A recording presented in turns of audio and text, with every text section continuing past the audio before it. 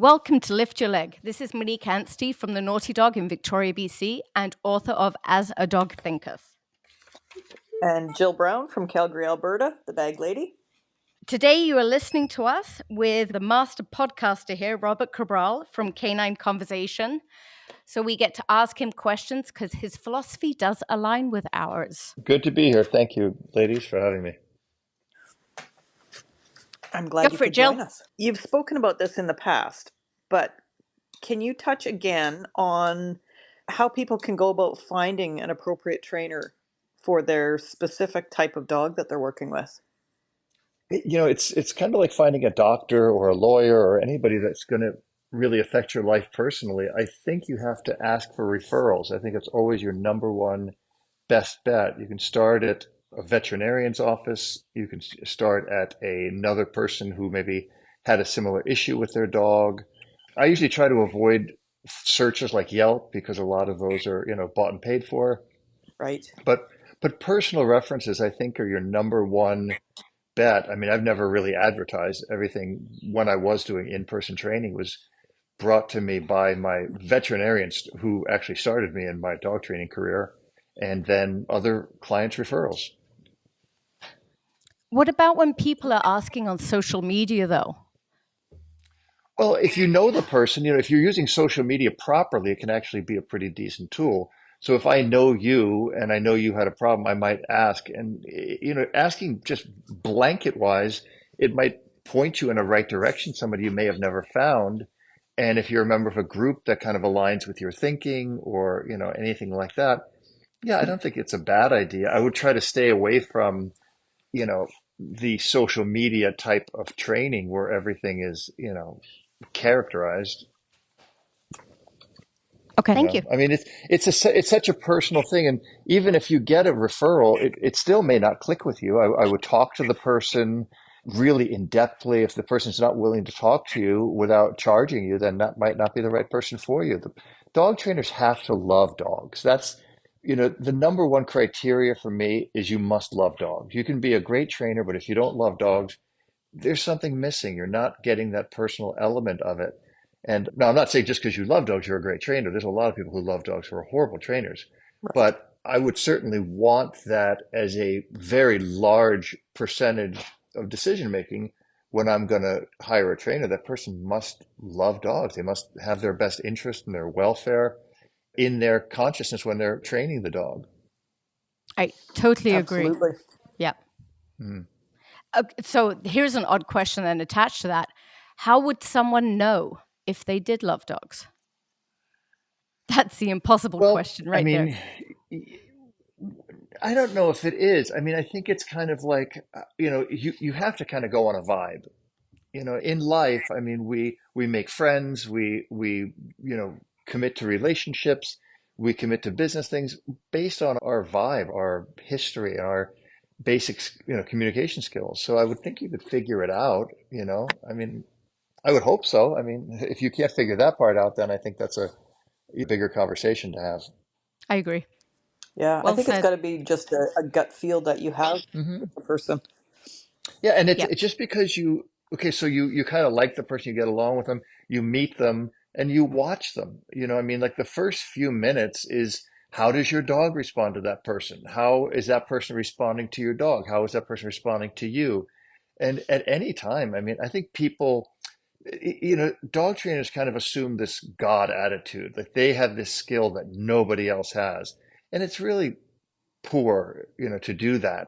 I mean, just if it's going awry, just leave. Like don't stay for the whole session. The person does not own you or own your dog. If you're getting a bad vibe 5 minutes into the sessions or 50 minutes into the session, just stop it right there. Yeah. I love what you said Advocate for your about, dog. sorry, I love what you said about watching the dog's response to the person. That I think is key. Yeah, dogs are sometimes better judges of people than we are. Yep. Yep. So yeah, that's an important aspect for sure. So what advice would you give to young Robert 30 years ago when you were starting up as a dog training? It was 20 years ago. Okay. No, it was 20 years ago I started as a dog trainer. I kind of just followed my passion. Everything I've ever done in life was following a passion.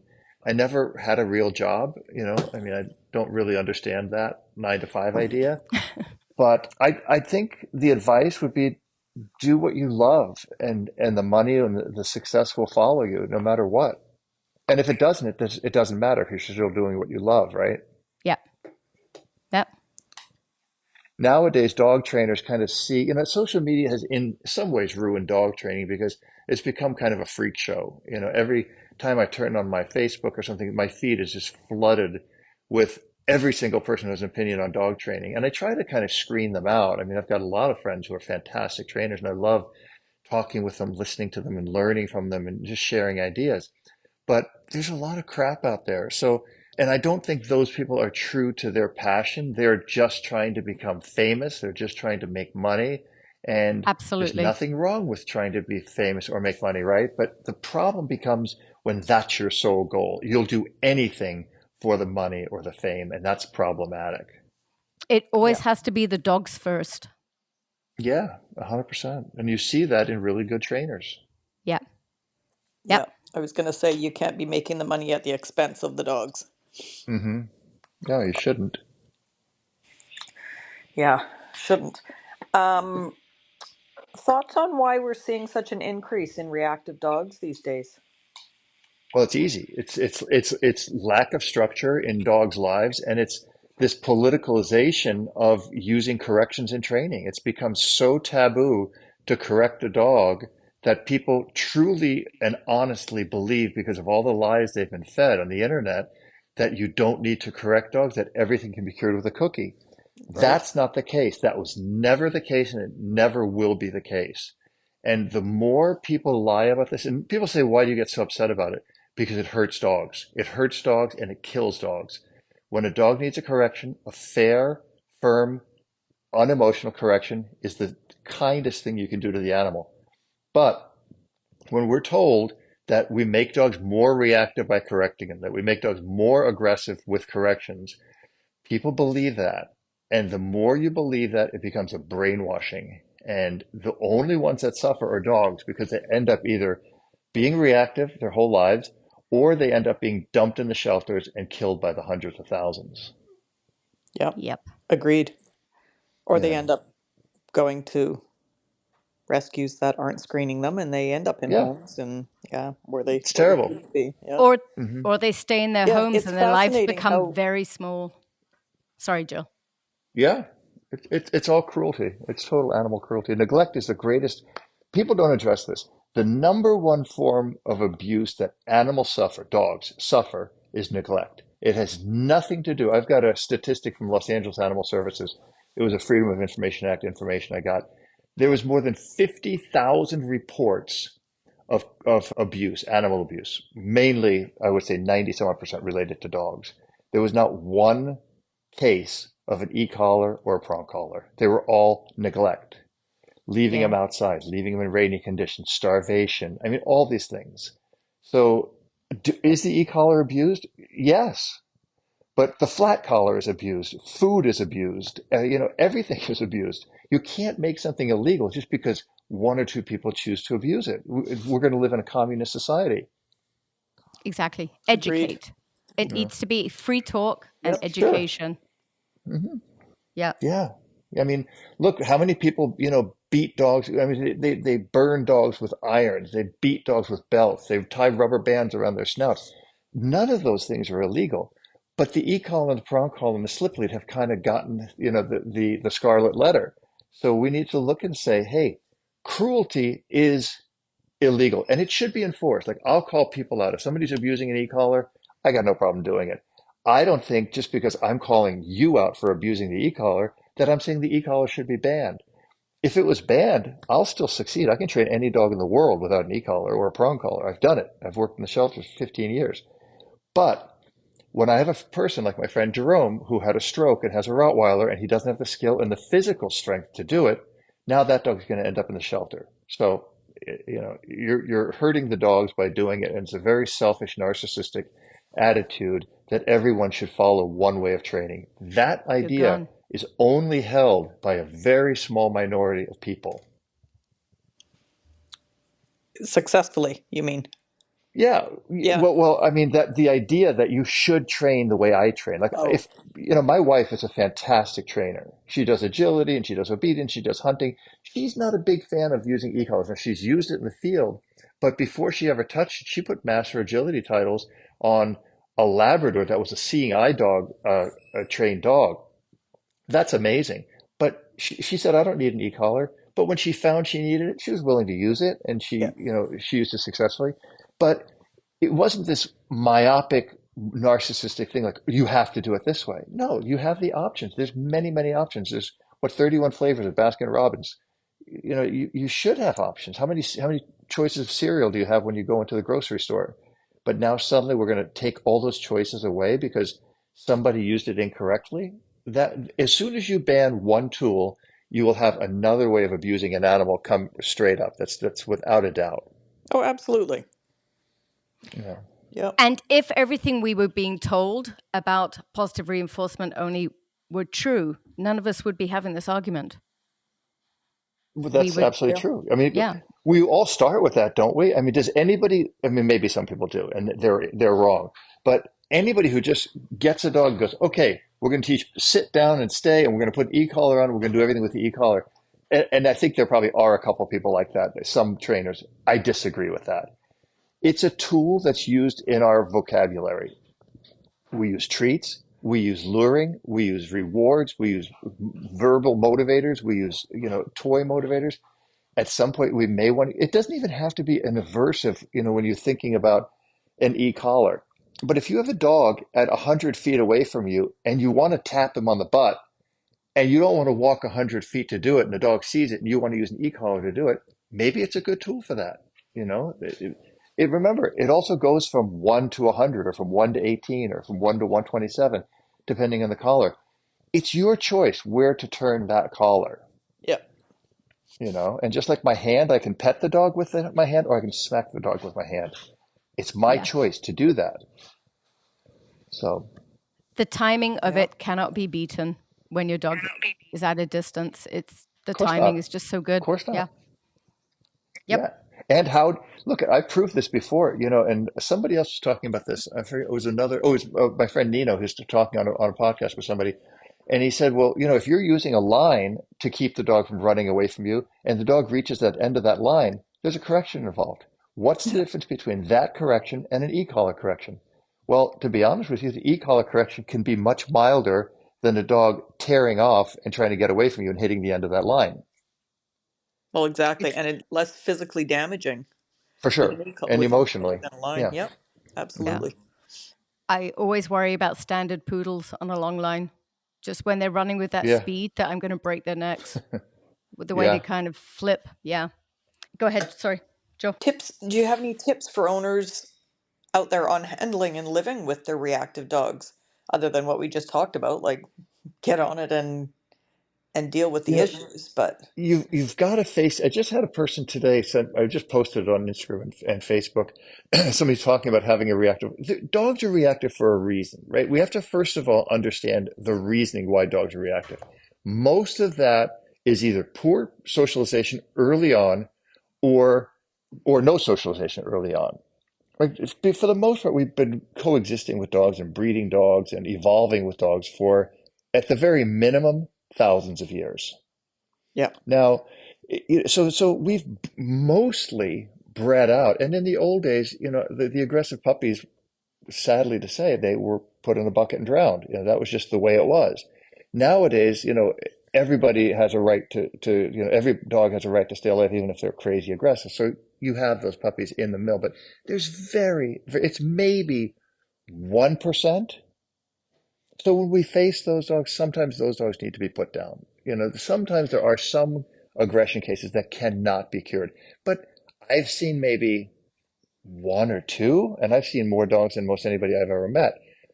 But the idea of properly socializing a dog, doing the work, and even if they've had a bad experience, like I said, this person I answered a question for on Facebook and Instagram today, they took the dog to the dog park, they blamed the pandemic, and they said it was the only way to socialize, which is garbage. Oy. And the dog got attacked 3 times at the dog park.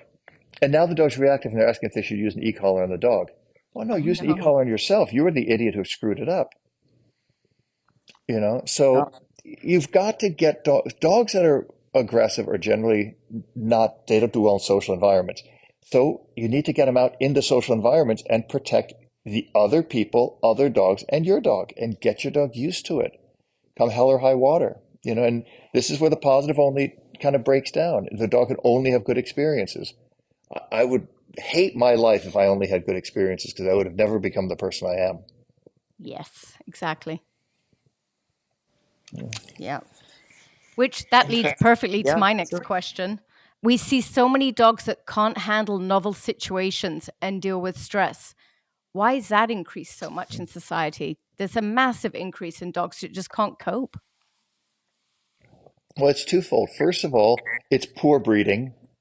You know, genetically, a lot of nerve issues, which you're talking about, dogs that can't cope have very thin nerves or very high, low stress levels. They can't handle stress.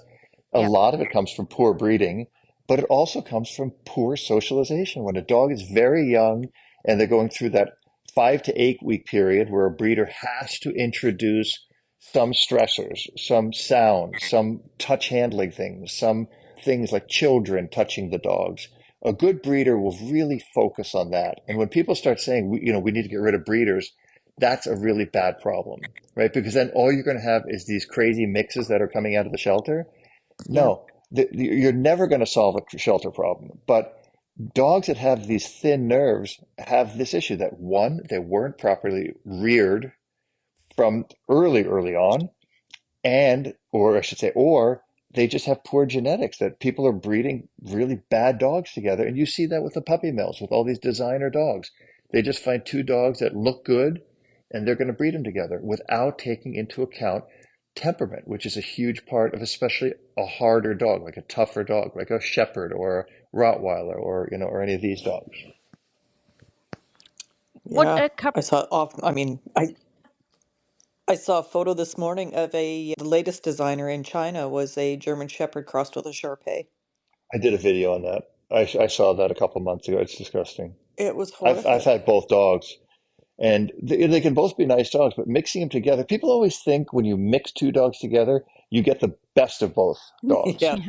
Yeah. You Yep. should start with the assumption you're going to get the worst of both dogs, right? And then see if it works out. But no, I mean, that's just typical. The whole puppy mill idea of these doodles, and some of the doodles are nice dogs. Some Labradoodles are very, very nice dogs. But then it goes further. Then you have, you know, these people and these farms in Pennsylvania and California where they're just pumping these dogs out with no concern for the parents of the dogs or the genetics, and they're just knocking them out, selling them on really fancy websites, Craigslist, and you know, and pet stores. Yep. Yep. Breeding for the color. That seems to Yep. be the big thing with the doodles. Yeah, it's idiotic. They do Yep. it with labs too. They're doing silver labs now. Oh It's yeah. just it's ridiculous. Yep. Madness. Was that all you had to ask on that one, Monique? Yep. Do you have any tips for weaker, that might not be a nice word, but weaker handlers to appear stronger for their dogs? Well, I think, you know, first of all, I would really caution people to, you know, not hit above your, you know, not punch above your weight class. If you're not a strong person, maybe you shouldn't get a really strong dog. And that's kind of something that people are doing more and more now. You know, I see it a lot in men and women, by the way. It's, you know, guys are getting these really dominant dogs and women are, you know, getting these dogs that are super strong and they can't handle them. I mean, I'm a strong guy. I'm, you know, relatively capable of taking care of myself in a fight or in a situation like that. I will only get a dog that I can handle, and that's going to be based on my experiences. So when people say, "Oh, I'm going to get a Malinois because I watched John Wick," well, you should really understand what you're getting because before you get it and try to figure out how are you going to fake it to your dog, because dogs really can read through you pretty easily. They know if you're afraid, they know if you can handle them. And also if you fake it, oftentimes you'll become very punitive with the dog, and the dog doesn't do well with that. They don't enjoy that. They need a very fair handler. They need somebody who really understands it. And a lot of times, if you do have that dog, I mean, if you can get a really good trainer to work with you, it can kind of give you some insight on how to better handle that dog, right? You've said something there that's making me think of my future. Well, all of our futures. I work with so many people who've always had the same breed, but now they're in their Hmm. 60s, 70s, and can no longer handle Hmm. that breed. And I Hmm. don't think I have too many more male Malinois left in me either. But Uh-huh. it's something we'll have to realize as we get older. Sure. I Yeah. mean, look, a Malinois can be a great, easy breed depending on the dog. And, and a lab could be very aggressive. I mean, you don't know the dog. You have to kind of go by all things and then consider that dog. And also, you get a puppy from a great breeding and it turns out to be, not a great dog. I mean, it's less likely you're kind of hedging your bets with that. But yeah, people should, like I say, if you're punching above your weight class, you're going to get hurt. And the Yep. dog is going to suffer in the long run because when it doesn't work out for you, then you go, oh, I just got to get rid of this dog. And it either is going to end up in the shelter or free to a good home on the internet or something. And those are all disasters for the dog. Yeah. Yep.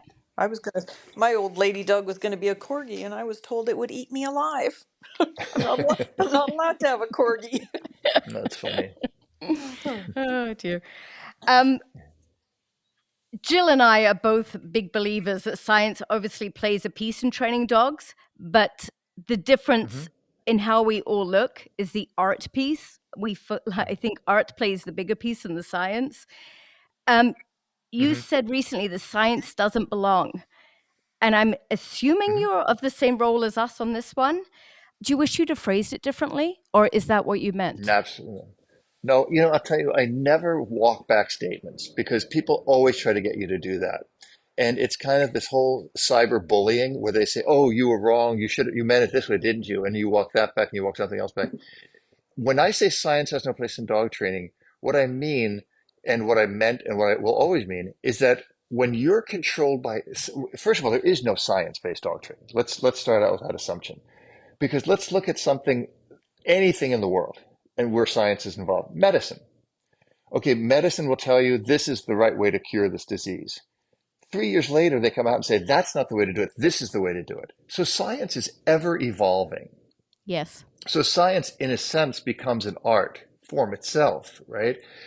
But the term science-based dog training has been hijacked only by one side, and it's only taking one portion of the real science, right? It's only the Yes. positive reinforcement. There's no negative reinforcement, there's no positive punishment, there's nothing else. It's only the selective science. And when I said it, everyone who was intelligent knew exactly who I was attacking with that statement. And I'm Yes. attacking people who are harming dogs, and I will do it to my dying day because if it's somebody who's harming dogs or me, I'm going to go after them, and I'm going to always protect the dogs. And science-based dog training, this hijacked term, when they're telling me that, and again, these are the lies you're being fed.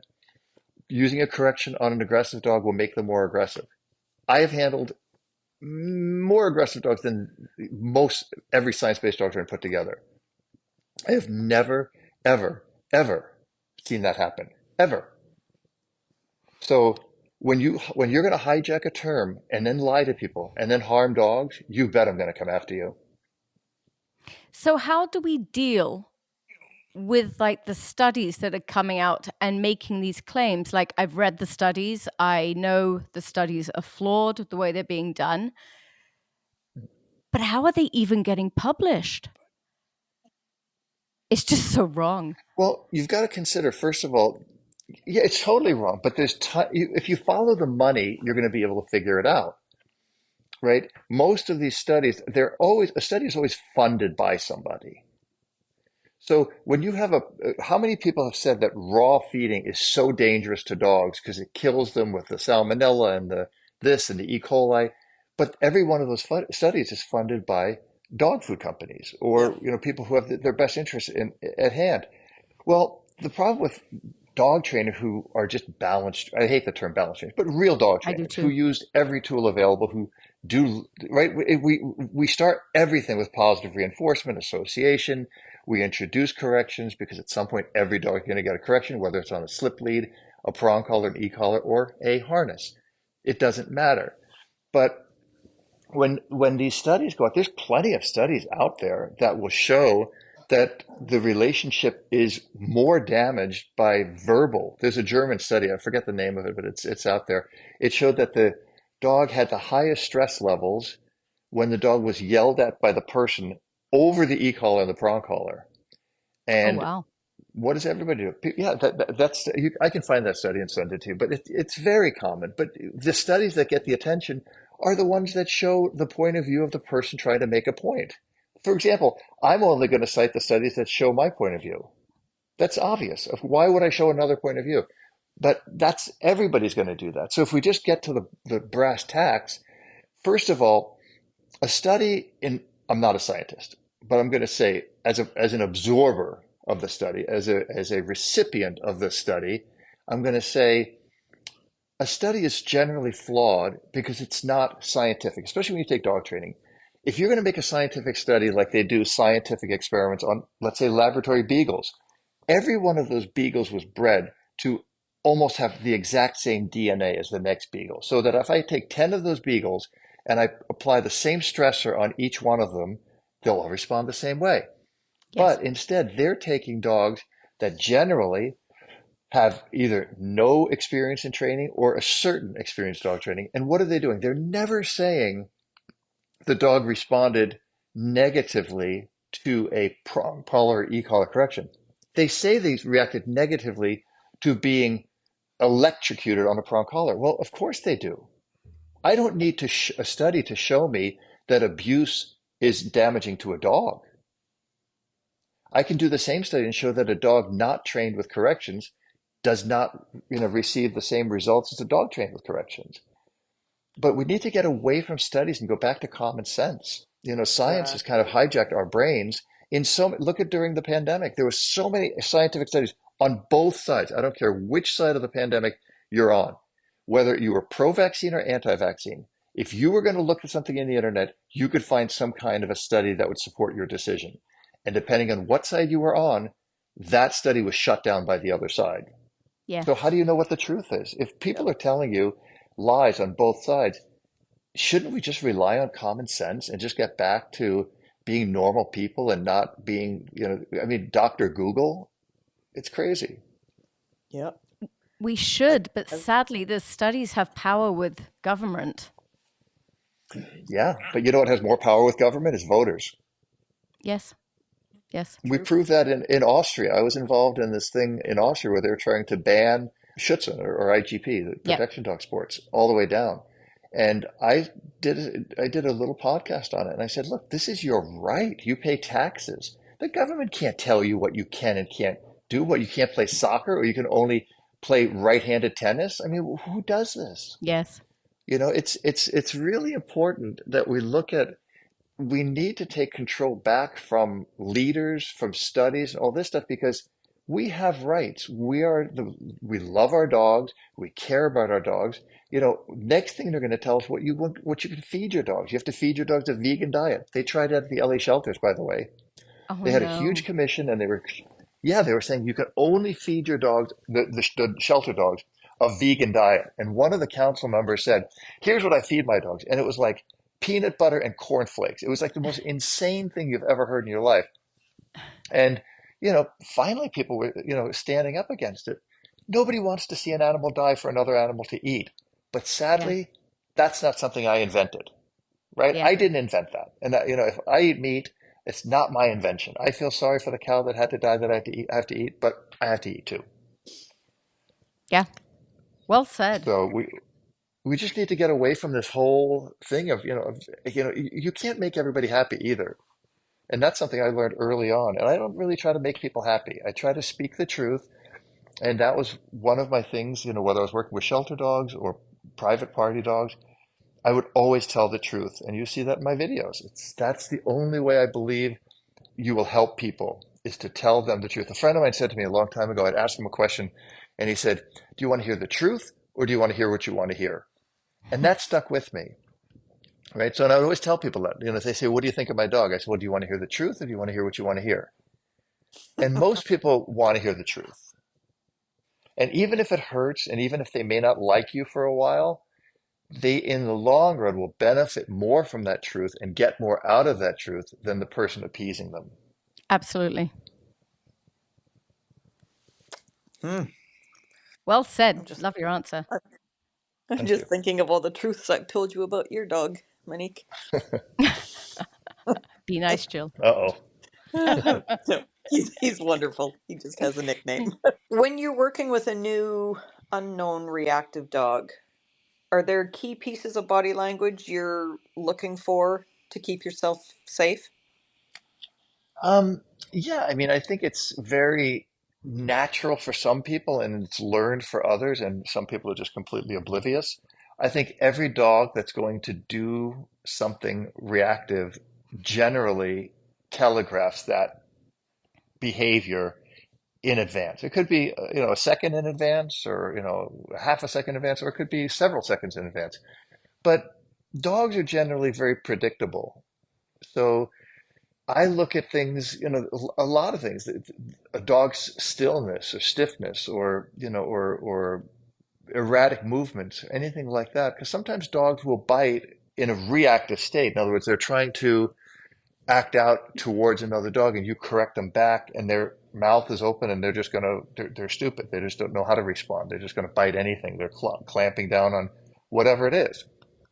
So, you have to kind of know basic dog body language. And the first thing people always tend to forget is that the only way a dog can really hurt you is with his mouth.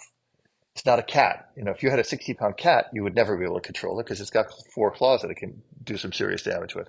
But a Yep. dog has its mouth. So always want to try to stay away from that as much as possible, especially if you think the dog is reactive. But look at basic things. And when you're dealing with a client, it's always easy because they can kind of tell you things about the dog, what he's done, what triggers him, and whatever. If you're working with rescue dogs or shelter dogs, um, you're kind of walking into that kennel unknowing. I used to do temperament tests on dogs for a youth program, and they'd bring a dog out. And I have no idea. They'd hand me 10, 20 dogs in a couple hours, and I would go through them. And, I didn't know what I was going to face. So you need to be much more in tune, you need to be much more focused, and you need to understand dog body language to see what the triggers might be, what the signs might be, and how to read them quickly. Okay. You you're segueing perfectly to my next question for you. One of the Okay. things I've been trying to define, and it's really hard to actually define, is feel. And I think that hmm feel is something that's really gotten lost in training in the last 20 years. So if you hmm had to define it, how would you say it? Well, feel, I think, is a connection, is how you connect with another being. I mean, think about the feeling of love that you feel for your spouse or your child or your parents. It's really a connection that you share, that you have. And that's where, with one of your earlier questions about finding a good dog trainer, it has to be somebody who connects with the dog, who cares about the dog, who loves the dog.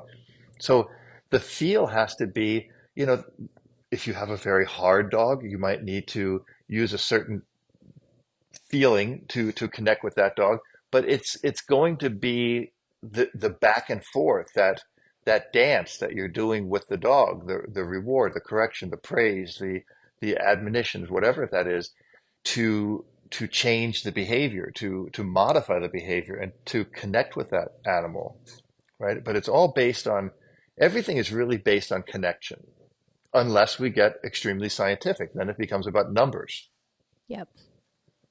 right? Or studies or whatever. But connecting with an animal, that's the art. Like you look at, a perfect painting of, let's say, a haystack. It's nothing like the real haystacks when you look at them. Art is interpretive. So you want to look at that when it comes to dogs. We need to connect with those dogs. We need to have a compassion and a feeling, but that's going to look different for different people. Like a smaller woman is going to look one way in the training dance, and a strong man is going to look different. And that's the interpretive side that we need to have, and we need to allow our dogs to experience. If not, then we might as well just make robot dogs that just respond to scientific programming.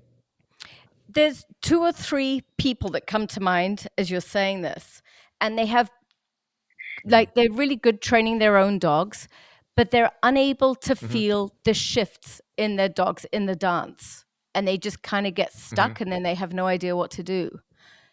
So that's kind of the hmm inability of like the feeling, but they do have hmm good relationships, hmm which is But I don't connection. So understand. what's the missing piece there? I'm not really understanding what you're saying, though. So you're saying some Neither am people I. you know have a good relationship with their dog, And they can train their dog but they have a good well. relationship with their dog. Yes, they have a good Okay. relationship with their dog. They can train it well. But if the dog shifts in that training session, like just a natural shift, they Oh, get right. left Yeah, yeah, behind. yeah. They don't move with the dog as the dog is changing. And that's where they hmm then get stuck. And Well, I go ahead, Jill. well, I mean, I think you're dealing with people who are more are very dogmatic about things. They've learned, A plus B equals C.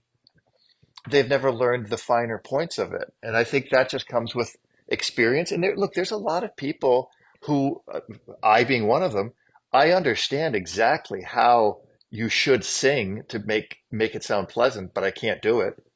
I Yeah, know I'm singing off key, right? I know that. yeah. So I choose not to sing in public, Me too. right? My wife is very kind. She said, "Oh, I love when you sing," but it's horrible. It's horrible. Uh, And there are people who understand, okay, when I do A, B, and it will equal C with my dog. But if my dog goes to, X, J, and P, I don't know what to do. yeah, And and there's nothing really wrong with that as long as they're not handling dangerous dogs or, or anything like that. It's fine. Most dogs, if they know come sit, come stay, and leave it, that's really all I expect every dog to know. We're not looking at these finer points of a tuck sit, a folding down, a down on a send away, of all these crazy things that take a lot more finesse. these are people that want that. Again, Yeah, that's what I was oh, going to well, say. That's there are those people, but again, then they have that understanding of this perfect position, right? This exact Yeah, scientific thing that they want their dog to do. And again, take a lot of dogs, not a lot, but take some dogs out of sports, whether it's AKC or obedience or Schutzhund or whatever. They can be great dogs in the field, but you can't put them on the podium. You can't take them out in public. And that's really bad. yeah. But they only understand that one piece. It doesn't matter if it's just a sit down and stay or if it's the advance. If you can't meld it, then you're kind of stuck in that place with the dog. So those dogs then can't have that freedom. If a dog can't differentiate between biting on a protection field and not biting when they're, at the Home Depot or at the mall, well, that dog is not very well balanced, well adjusted. And if the person can't understand how to capture what they want that dog to do, then sadly the dog suffers again, don't they? In my corner of the world, the sport is very strict about temperament. Um, Where are you? You're in Canada. yeah, yeah. So hmm hmm like worlds and stuff like that, they're pretty on temperament now. Your dogs have to be well behaved. Well, they should be. They should be. I mean, the thing is, if you look at the USCA has the BH test, the temperament test, Yes. and in general, the dog, and this is only looking at IGP, cannot progress beyond the BH if they can't pass the BH. They can't take the one, two, and three, the IGP one, two, and three. Yeah. In Germany, the Malinois, the DMC, the German Malinois Club, has a ZTP, which is a test to test for breed suitability to see if they'll authorize that dog to breed. Now, of course, in Germany as well, there's people breeding in backyards and they're unpapered dogs. But if you're going to get a dog that's going to come, authorized or whatever, not authorized, but certified by the DMC that this dog has passed the ZTP with a certain score, well, you're going to have a chance of a better dog because the dog, we understand, okay, the dog has been socialized. The dog is neutral in an environment, but can perform the breed standards of the protection and the drives. Did you know in Germany they have to take the BH, which is the temperament test, even to compete in agility? They have to do for any sport. They have to have a BH first, Mm, I think it's which I think is fantastic. kind of You cool. know, I mean, I think, it, I think it's awesome. Yeah, I think it's yeah, really good. I mean, my wife does agility, and her dog is in impeccable control. I mean, Dwayne is a great, great dog, and so is Jimmy. But I've seen people there who they can barely get their dog from the crate onto the agility field. And if a dog walks by the gates, the dog comes unglued. Yeah, I think they should do more stuff like that. And I'll tell you, one time, a couple, maybe it was a year ago or whatever, there was a woman at, I wish Janet was down here, could ask her. I think it was like at a championship, like an AKC champion or world champion. It was televised. And the trainer had the dog and was about ready to go on the field or in the ring. And she corrected the dog with a leash pop. And everybody came unglued. I saw that. Yeah. You did see that, right? Yeah, she took a beating for that one for sure. And I'll tell you something, kudos to her for doing it. Because I know plenty of people who are and again, obedience, agility, protection, whatever, and their dogs are acting out and they're not doing it. And what happens? The dog acts out, then you put it on the field and it gets to do its routine and it's Yep. all positive and it's a chained behavior. I act like an idiot. I get on the field. I get to do what I want to do. Uh-uh. Yep. Sorry. This is where this AKC nonsense of, oh, we can't have, prong collars on our shows because we want to show sportsmanlike conduct. Some of the cruelest training I've ever seen has been AKC training, by the way, obedience training. It Yeah. certainly So, can be, yeah. yeah. Yeah, it can be. So, I mean, and I've trained in all of them, so I can tell you, but it doesn't, it's just, we're just trying to, again, it goes on this, it's the Instagram thing. You're on a private jet. Well, it's not really a private jet. It's a friend's private jet, but you're not on a private, it's not your private jet, or, these girls, who feel like they have to have their makeup perfect. They have to be in perfect shape because that's the only way to get more likes. Well, this is the sad reality that we have to teach people and make people acceptable to, hey, you know what? You can go out without, your hair doesn't have to be combed perfectly. You don't have to be perfectly dressed, and you can still be a really good person. Thank God for Yeah. that. Yeah, well, I would think so. Corrections need to be seen in public again so that they become back the norm. If they Sure. keep being hidden, Hmm. then it's like we're all doing something wrong, but we're not. Yep. People No, need to see of it and course not. realize we have beautiful relationships with our dog. Nothing's been wrecked, nothing's been destroyed. Our dogs adore us. Yeah. Hmm.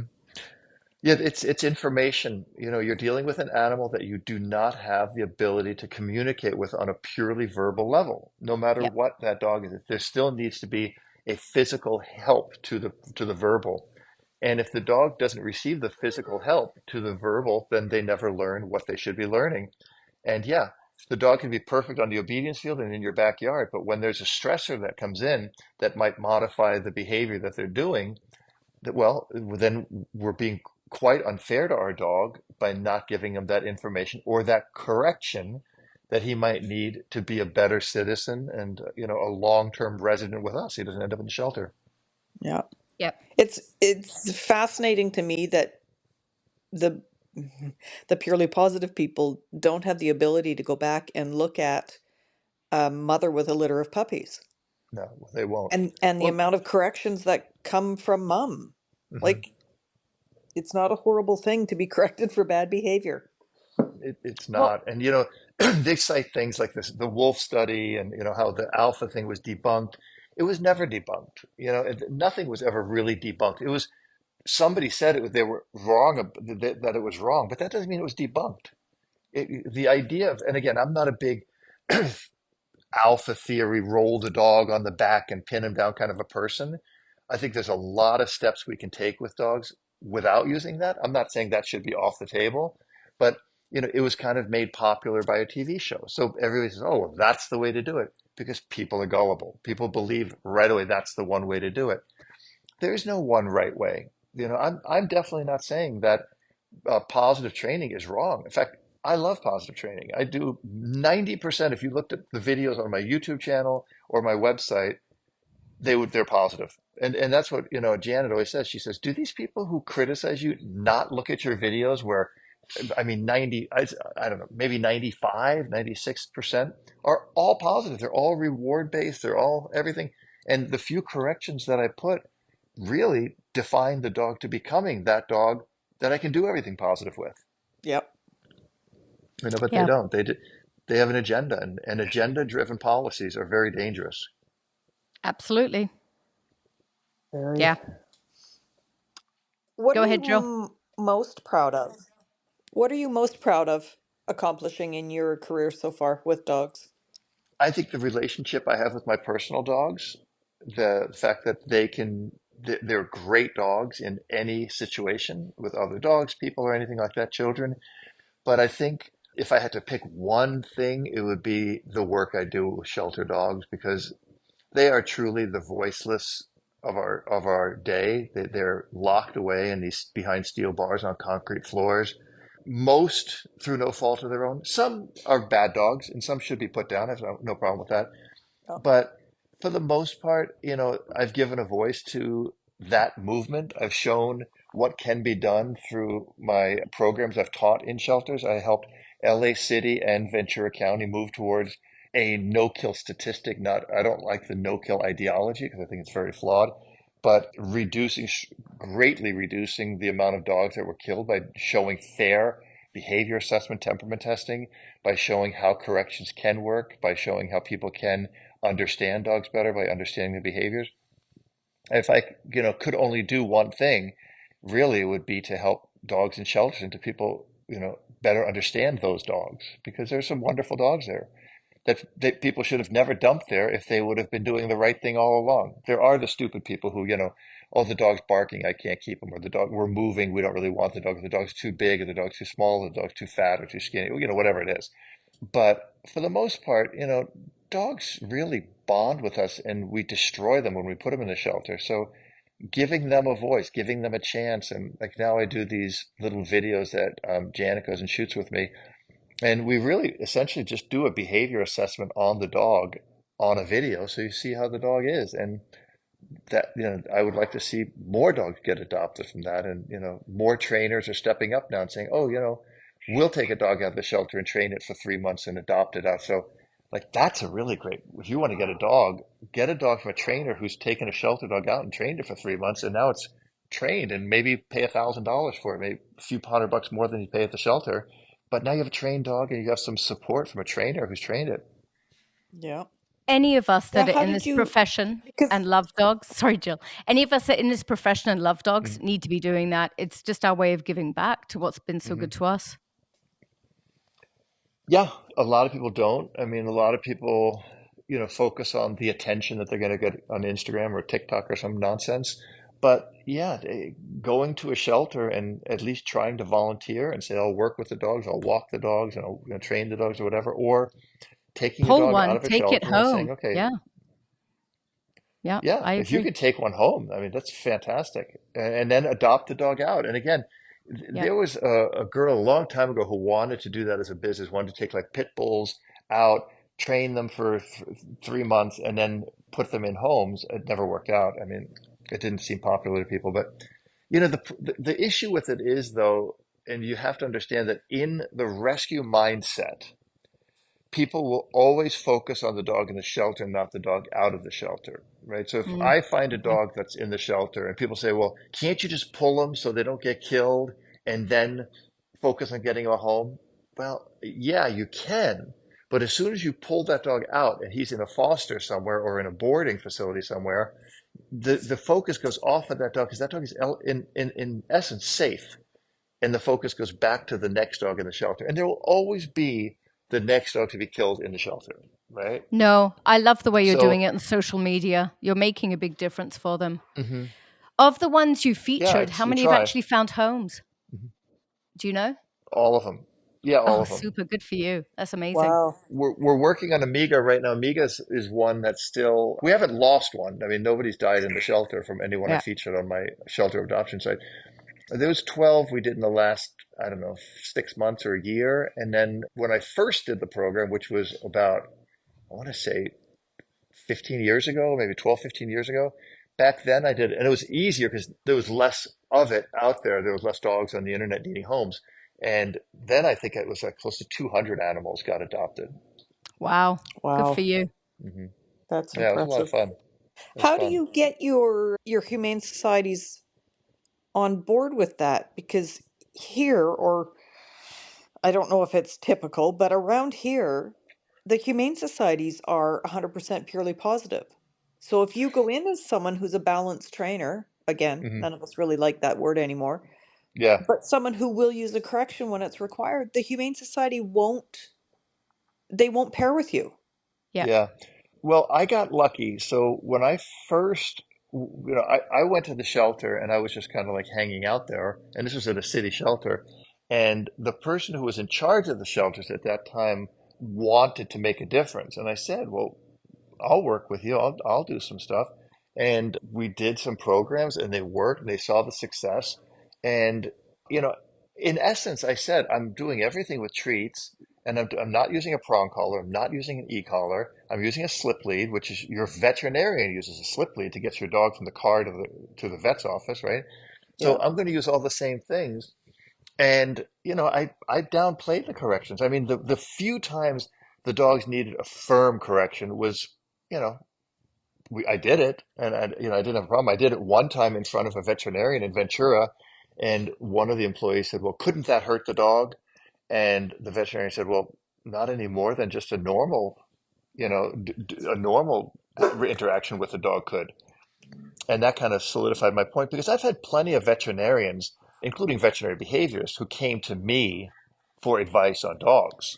And I'm talking about cardiologists, like, board certified cardiologists, neurologists, orthopedic surgeons who would come to me and say, "Hey, how do you deal with this?" And I would be glad to help them because true training, true dog training, whether corrections are involved or not, those corrections are not punitive. You're not beating up the dog. And that's why I'm so angry about this, radical movement where they say you're instilling harm and pain and Yeah. fear in the dog. That's the biggest lie of all. Yeah. Yes. Confusion is the biggest fear we all have, right? Is Yes. that animal or the boogeyman going to kill me or not? That fear is horrible pain in our heads, but clear corrections never. So, I mean, when I go to a humane society or a shelter, I say, if your true intention is to save animals, then you will give them the information they need, Yeah. and it's hard. So I think we need to kind of keep this fight on and to try to, call these people out on their lies because people said, well, you're giving him more attention. And I do. I want to give him all the attention because you know what? When the lights come on, the rats run away. Yep. As long as I let them say their piece and don't, argue against it and show that they're wrong. And with my experience in the shelters and with all the dogs I've worked from personal protection dogs to obedience dogs to pet dogs and everything in between, I can prove things that they can't prove. They can prove it in a study, but I used to have an open challenge. I said, any positive trainer, purely positive trainer, can meet me at the shelter and take a dog, and I'll take a dog. You pick my dog, so you get to pick the worst one, and I'll pick the second one. And then we'll just meet, whether you want to say an hour, a day, or the end of the 3-day session that I was training. But It they needs to never be a they never TV come to those show. challenges. Yeah. Yeah, yeah, I've it could said be, but yeah. I mean, I I, I kind of have backed away from any ideas of TV shows. I had like four or Fair. five different offers. So it's, because you're going to get criticized. Caesar got crazy criticized. Yeah. Then the guy in Sacramento, Jazz Leverett, I think his name was, got criticized because he used corrections on dogs because it's an easy target. Like a TV show will never solve the problem, right? Yeah. Like if you watch an episode of the Dog Whisperer, they came to me to do the series when Caesar was going to leave at the end. And they said, look, the reason the show is successful is not because he's training dogs, but they just want to see if he's going to get bit. Everybody tuned in for that. That was the greatest number of people who would watch it, including any of us, right? We want, is he going to get bit? Is he going to do something stupid? Is he going to do something crazy? Is he going to solve this or whatever? But we want to see that. That's the human nature. It's the train wreck. We like watching that. So I just kind of shied away from the idea of doing a TV show because you're not going to show everything on the TV show. It's just that No. it's not, and I'm not saying from a correction standpoint, I'm saying from a time standpoint, it's a half-hour right. show. Yeah. Yeah. So it doesn't make sense for it to be a TV show. I think it takes away from it, with the exception of somebody like what was that show with Victoria Stilwell, Me or the Uh, Dog, Yeah. Yeah. where, it was a horrible show, and she's a horrible trainer, it's, Thank you for saying that. well, I mean, it's just, and again, I'm not saying she might be a lovely person. I don't know. I don't think so from what I've seen, but she just doesn't, she's very unfair in being so critical of another method of training. Yep. Again, I thought Caesar was kind of hard where he didn't come up and start with. Now his new thing is, now he does treats and all this other stuff. But it's who you are at the core before you change for your audience Yes. that I Yeah. judge. Yeah.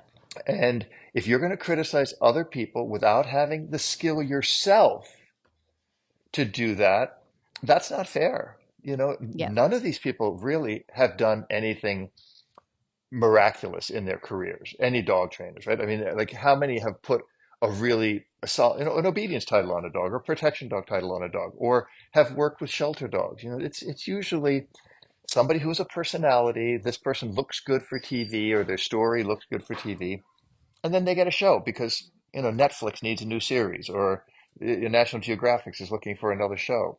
That's what you're dealing with. So that's not real dog training. Real dog training is results oriented and compassion oriented. There does need to be a competition or something, though, that's a comparison. The two need to be shown side by Hmm. side of two shelter dogs being pulled or five with different trainers. Hmm. I don't know. Somehow it Yeah, needs to get out there. I would. Just, Yeah, I mean, I think it's a good idea. I mean, it's just we haven't seen anything. We haven't really been able to see a format to make it work, yeah. right? And again, every single dog is different. So the thing I always try to stress in my videos is this is the approach I'm taking for this dog because I've seen these traits. Yeah. And not every, I taught karate for years. I had some kids who would come into the dojo and they would just start wanting to beat up the other kid. Well, there was one level of teaching that you would need to take with that kind of a child. And then I Hmm. had like some kids who were so afraid that the minute they got on the mat with their gloves on, they would cry. Okay, well that takes a different approach. Neither is wrong, but it's an emotion that the creature, whether it's a dog or a child, is feeling that we need to connect with in Hmm. order to better serve that creature in the long run. Yep. So, and I think it's hard to play unless it's explained in a show or a competition or whatever. Then look, it'd be a fantastic idea. The greatest shelter, America's shelter dog rescue, and show people training these dogs because Yeah. we should shed more light on shelter dogs. Although, I have purebred dogs.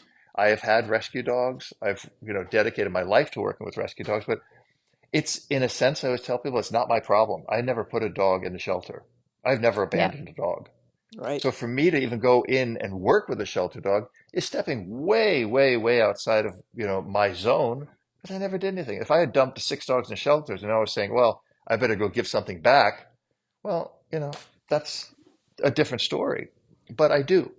And shelter dogs can make great pets. If you're working competitive dog sports, you probably, don't want to get a shelter dog. You probably want to get a dog that's bred for that purpose. And make sure you hang on to it for life because there's plenty of famous trainers who get dogs and can't hang on to them and they dump them off or give them back to the breeders or put them down or whatever. Yep. That should be called out too. Yep. Yeah.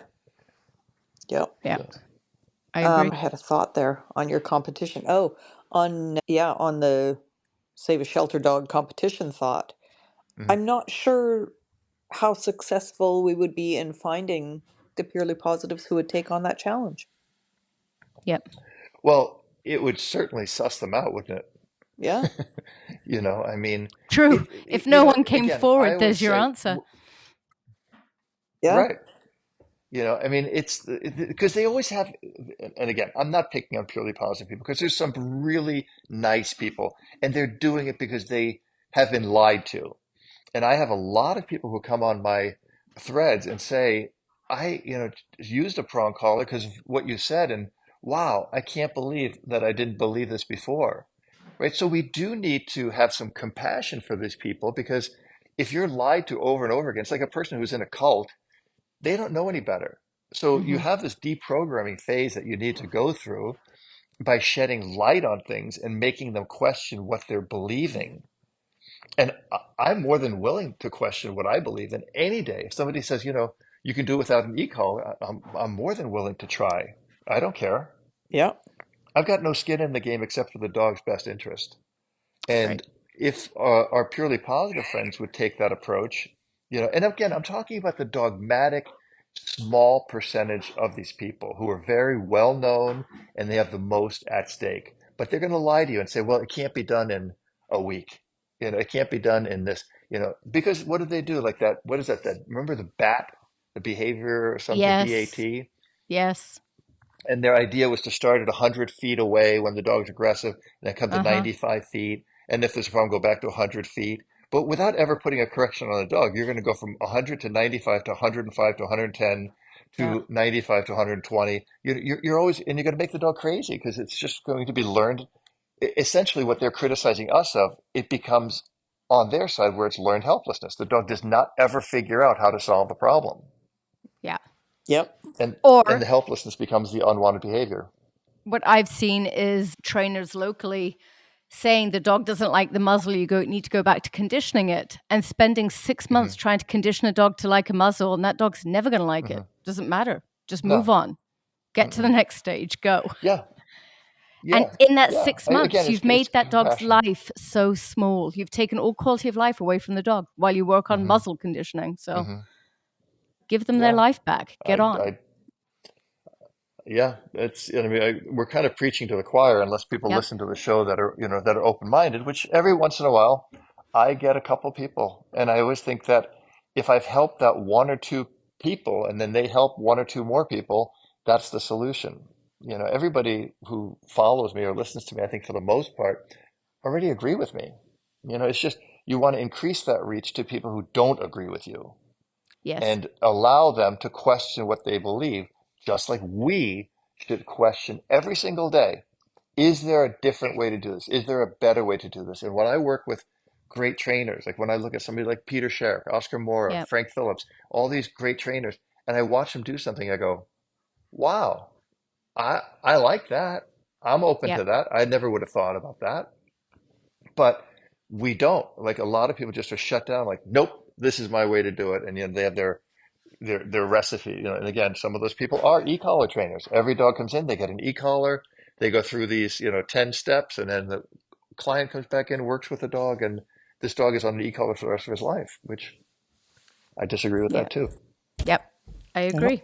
Again, my last question for you, I think you've answered. So it was we all have our superpowers as dog trainers. What is yours? I'm going to say it's your passion for rescue dogs.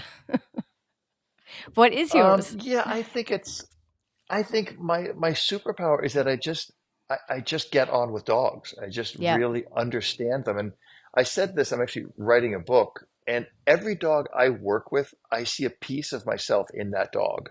Hmm. So I understand every dog, whether that dog is a complete bully and just super aggressive, or that dog is fearful and shut down, or he's confused, or he's, is somewhere in the middle. I can relate from my early childhood up and through all my years until today. Something about me connects with something in that dog, and I think that is my superpower, is that I can find that connection with every single dog I've ever worked with. Love it. That's a pretty impressive superpower. Yeah. Yeah, God given. That's not something I worked on, by the way. Yeah. Nice. Lucky then. Yeah. Well, thank you so much for chatting with us. This was wonderful. Oh, my pleasure. It's a Yeah. pleasure for me to do it. It's fun and easy. You're Yeah. you're easy to chat with. Yeah. Okay, good. I appreciate that. Thank you so much for joining us. My pleasure. Talk to you ladies soon. Take care. Take Bye care. bye. Bye bye. Bye.